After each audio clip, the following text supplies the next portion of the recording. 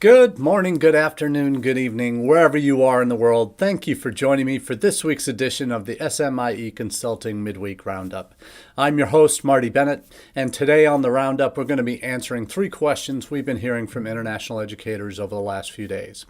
As we do each week, we take our themes for our questions today from our newsletter, our SMIE Consulting, all the SMIE News Fit to Share newsletter that comes out on Mondays.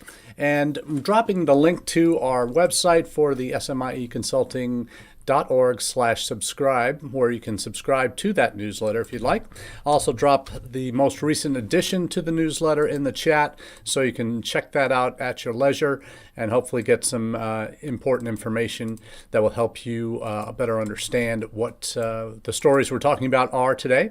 And we'll also talk a little bit, as we do each week, with the newsletter. We've just recently launched on LinkedIn that you can subscribe to there. If you're active on LinkedIn, you'll be able to get all the news stories that we cover in that newsletter in your LinkedIn profiles through notifications each Monday as well, around 8:30, about a half hour earlier.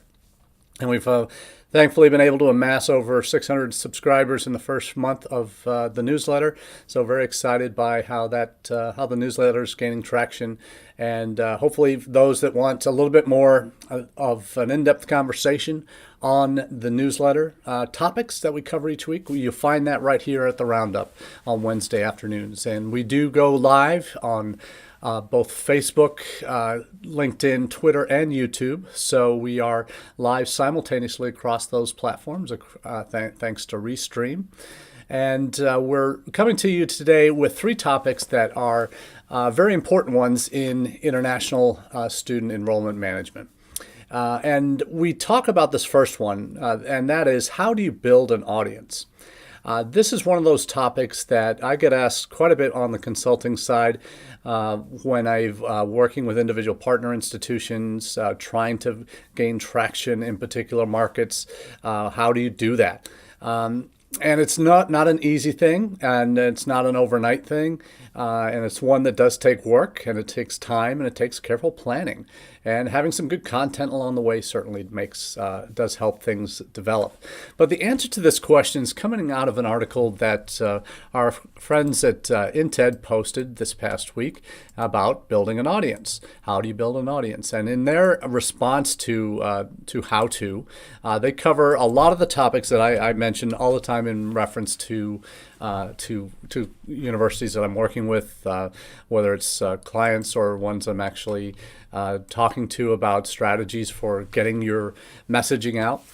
Part of the challenge is institutions, if they think they have a name domestically, and this is always a challenge. If you have a name domestically and you have a brand recognition in certain markets domestically, you sometimes and erroneously make the assumption that you will also have brand recognition internationally.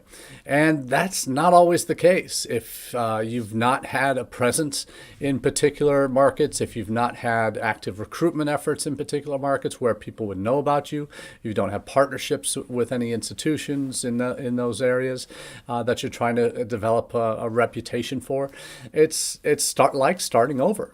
And I've worked for institutions that have had 0 brand recognition in certain markets overseas, and the expectation, and coming into a new position, the expectation is that you're going to be able to just take what we have domestically and make it apply internationally, and that's not always the case, and it's not something that's going to be done automatically. Certainly not something that's going to happen overnight. But there are 3 key elements that the team at INTED point out that are very important in developing your audience online. And that is finding your voice. And it sounds like I'm losing mine today, but that's part of it, is finding your voice. And that your voice needs to reflect your overall message and your values as an institution. And while your institution brand is well established, is it consistently presented and done so in a way that's understandable to different audiences? And that's the piece that I think a lot of institutions miss. For example, one institution I've done some consulting work for, they did not have a comm plan for their international students. They were sending, that was any different than what they send their domestic students. And certain messaging that they had that applied very well and appropriately to domestic audiences, when we comes to talking about affordability, it focused entirely on this financial aid that students could get. But the challenge was internationally, first, the international students couldn't fill the FAFSA form out and didn't have access to all this wonderful aid that domestic students had. And that was a challenge and a message that needed to be addressed in how though you could still say that, talk about affordability, talk about value, perhaps as a better alternative to affordability for an overseas audience that still touches on the same kind of impact that you're trying to get at with when you say affordable. What you're really getting at for an international audience is value. That the return on investment for the tuition dollars that you pay will be X, Y, and Z, as opposed to just it's affordable and you won't graduate with a lot of debt. So that's a very different message for an international student. So that is finding your voice and presenting it consistently is an important piece of that puzzle. And part of what you need to do is, if you don't have an idea of whether you are consistent and on point with your message and your voice to the audiences that you're talking about, is you need to audit your social channels and find out what is that message that you have been sending out, and is it the right one for your intended audiences. The second element of this how you build your audiences, according to the in-TED article, is leverage your social media audience beyond organic posts. And this is something I really can't emphasize enough about the relevance of this. Yes, every institution will have their organic posts, the ones that they hope will be wonderful pictures and engaging content that will get students commenting and liking and sharing and all of that. What really, though, is there are limits by design within the algorithms that the different social networks have for how visible your content will be without added boosts, ad revenue boosts, and boosted posts, and getting it in, paying to get your content in front of more eyes. And unless you do that, you are limited in terms of what your outreach will be. So it's you want to build your audience. Yes, you have some more organic content to start, but you do need to have something that kickstarts it, that gives it an added boost to broaden the scope of your messaging, leverages who you already have, and encourages them to like and share and all of that wonderful things, all those wonderful things that you have. But like, for example, on YouTube, you have videos. You might have some campus tour videos. You might have some recordings of presidential messages or inaugurations or commencements and that type of thing. But do you have a lot of content that really emphasizes your message, your voice, that speaks to your intended audiences, your future audiences, student audiences, and parent audiences? Do you have that kind of content that speaks to them? Maybe in their own language. Maybe it's content that is talking about those outcomes, that is from the horse's mouth, so to speak, from the students directly, that can add value to what you're saying, what your overall message is as an institution. When you have your students, your faculty, your parents, your alumni sharing that same message and doing that through social, you're really putting yourself on an important level up, if you will, from your competitors. And speaking of competitors, the folks at Untitled drop in an important link into finding out how your competitors are doing on YouTube compared to your channel. So it's a little useful stats and facts, and getting quick competitor view on institution that you may compete with domestically or internationally. So that's an important piece. That social media piece, as I've said from day one, is you have to live where your audience lives. And if you don't have presence and content and messaging that's focused towards your prospective student audiences and their parents on social media, where they're spending the majority of their time, you're missing out. Another place that you have to be active in is search. Is SEO Matters, and having someone at your institution that obviously every web team has one, two, or three teams of folks that are working on SEO. Do you have anyone specifically helping out on the international side? And that's what you really need to keep an eye on. And just like social, you look at the free ways that you can enhance your SEO by tagging and meta tags and all of those wonderful things that you must do, and mobile friendly and mobile first applications on your site. You also need to pay attention to the paid ways to play. To enhance who you are and how you're represented in search. So there's some really important ways in terms of keyword optimization in blogs that you do, linking back to all your other relevant content on social to your website and vice versa.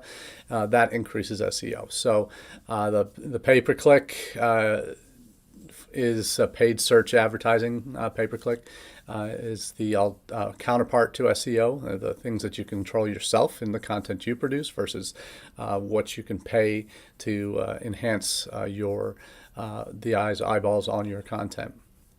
So there's also the piece that they made actually three. Those are the three main points in terms of finding your voice, leveraging social and search, and they will come. But they also talk about knowing which platforms are the best and using user-generated content. And if you're doing that and doing that well, you're certainly going to be putting yourself in a very good position to leverage and build your audience to what you need it to be. So it's not an overnight success. It's not a one-hit wonder. It's one that you will need to invest in and present and be consistent with your messaging, be on top of it, and be focused and plan for some of the things that you do want to do in the end.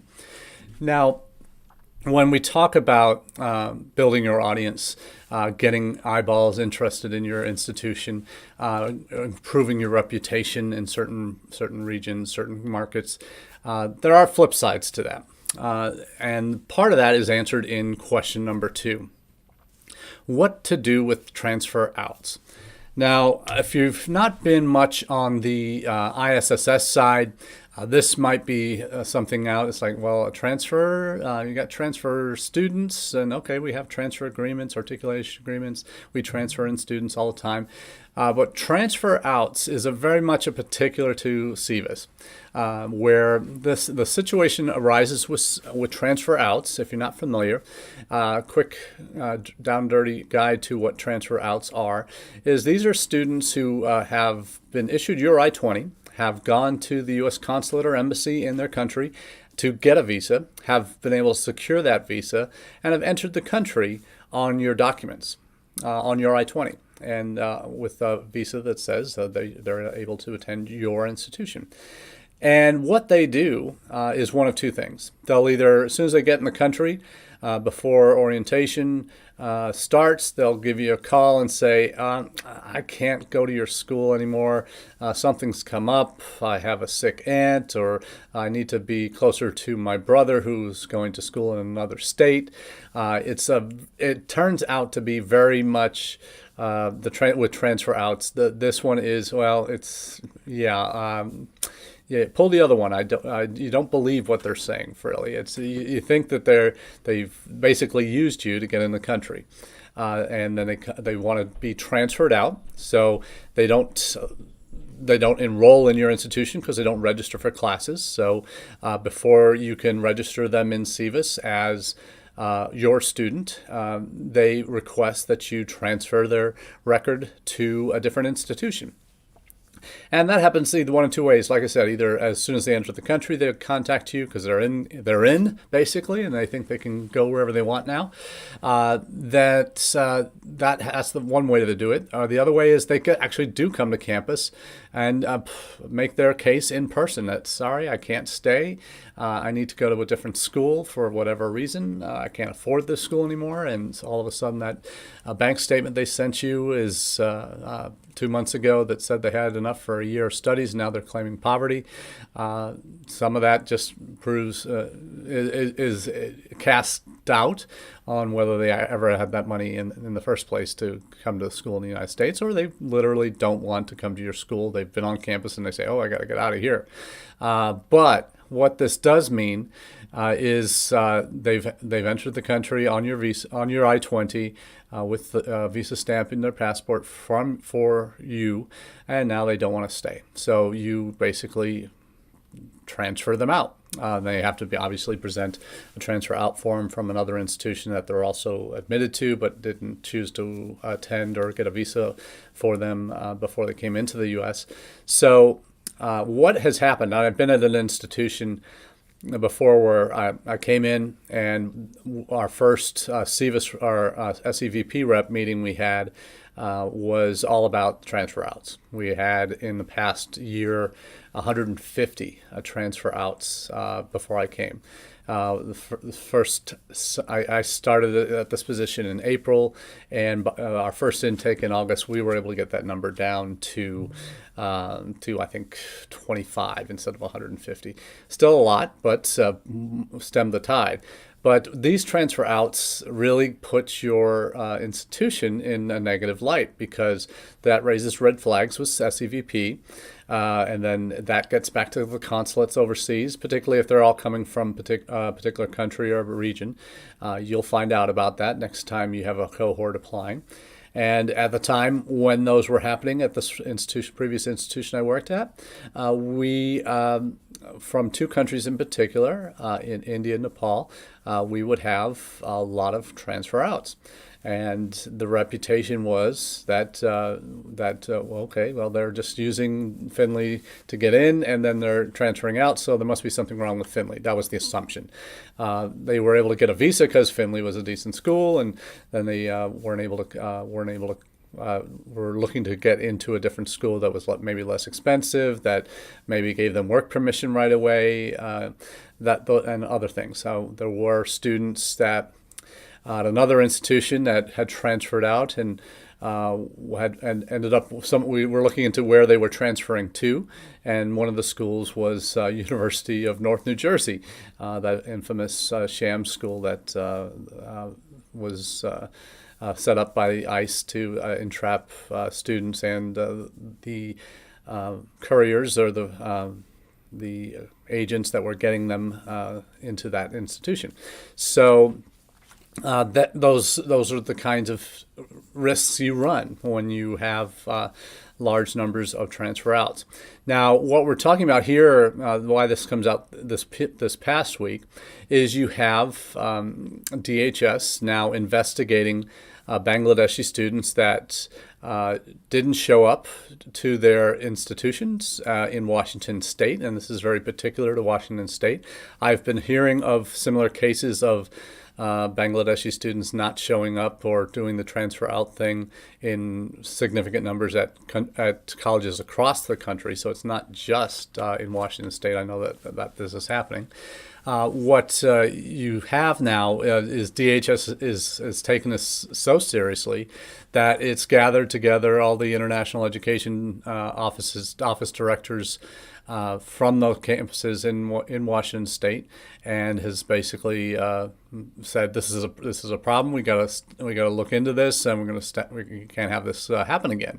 So. And the Pine News article that I've dropped the link in the chat on Facebook and YouTube, it looks like, will have that information on what the story is. But very unusual that DHS publicly is taking this step and having this meeting with all the international directors. They usually do it, as I said, SEVP reps will have these kind of one-off conversations with institutions when they do their campus visits or during the pandemic virtual visits. So this is something that does not look good, and certainly I know there have been issues with certain agents in Bangladesh basically providing fraudulent documents to students trying to get visas. So there's already a number of issues in Bangladesh for students that are trying to come because they're trying to escape, frankly, a country that is one of the poorer countries in the world and has serious environmental issues with flooding during typhoon season and other climate-related issues. They're just trying to get out, low cost, extremely high poverty rates, low income. So it's easy to understand why they might want to come, just escape the country to get to the United States, and they see education as that ticket to do so. But the reality is they'll do whatever they can to get here. In some cases, and that's causing a lot of these transfer outs and challenges where these students just no show and use the opportunity of that visa that got them in the door to kind of disappear into the underground economy.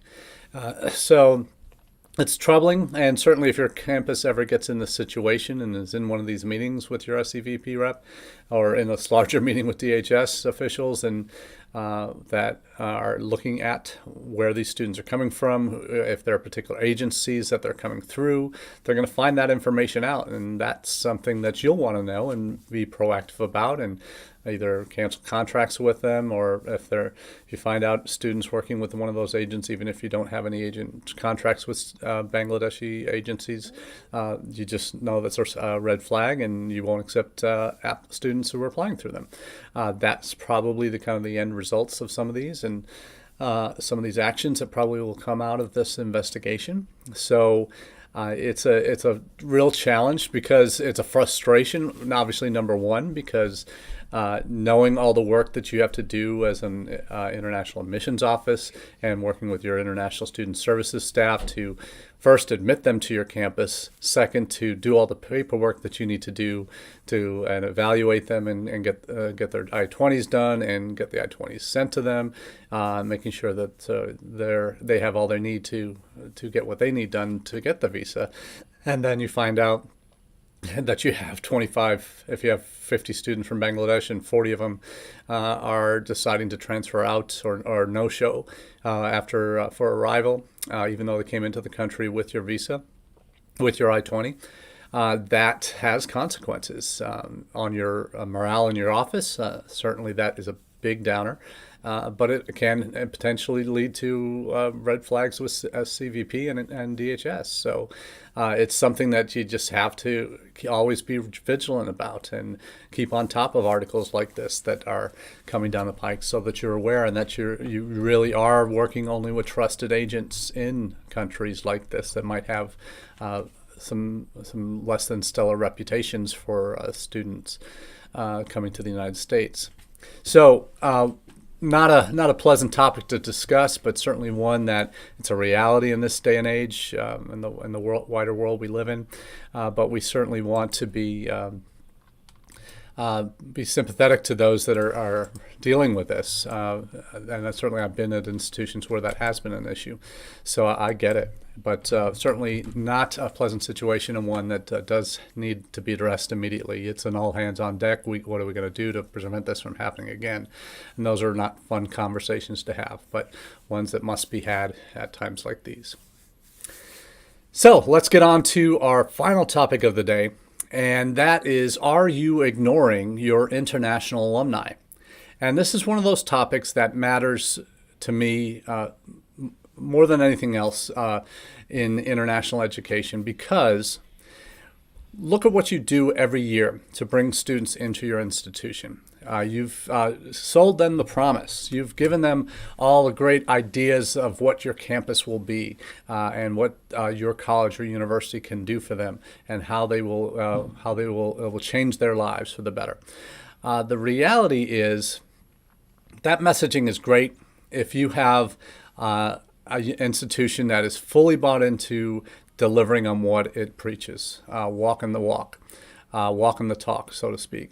And that means what you say and what you're in terms of your values, your messaging, your all the principles you have as institutions, that you actually live up to those. And I say that because oftentimes there are significant disconnects when it comes to international student enrollment management. And I say that because few campuses really connect the dots all the way from prospect to alumni. And those that do are the ones that present a unified approach as an institution, that are consistent with their messaging and actually in practice what they preach, and live that out and have focus on all parts of that international student journey, not just the student journey, but the international student journey. Because as we all know, as international educators, what international students go through is different on many different levels. It is fundamentally different in terms of their admissions process, in terms of their entry into the country, in terms of their life in the United States, what they can do, what they can't do. And when they're looking towards the end of their academic careers, they're preparing for internships and jobs and graduation, and they want to be excited about that next step. They may already have a job waiting for them back home, but they want to know that they're getting the best preparation they can for what that next step is, wherever they're planning to go home, whether they're planning to go on a further graduate study, or if they're planning to go into the work world right away and get their OPT and start work. They want to make sure that they're as prepared as they can be, because their experience and the requirements and everything else about their time in the United States is different, fundamentally different. So if your campus only approaches international students as if they were any other student, any other domestic student from your home state or neighboring state, wherever they might be, if they're treated the same in housing, in terms of employment, in terms of career prep, in terms of how they're treated or even tracked as alumni, this is a challenge that if they're not given attention that's customized to them as international students, then you're failing them in a lot of ways. So, are you ignoring your international alumni is actually better said is, are you ignoring your international students after they arrive on campus? And everybody has an international student office that has to meet with them, and they have international student advisors that they have to check in with, register with every semester, that sign their I-20s for travel, that help them with CPT, getting the new I-20s for CPT, and filing OPT and change of status and extension of stays, all of these things. That office is a function office. It's not an experience office. It can be if they also do programming and orientation and all those other wonderful things.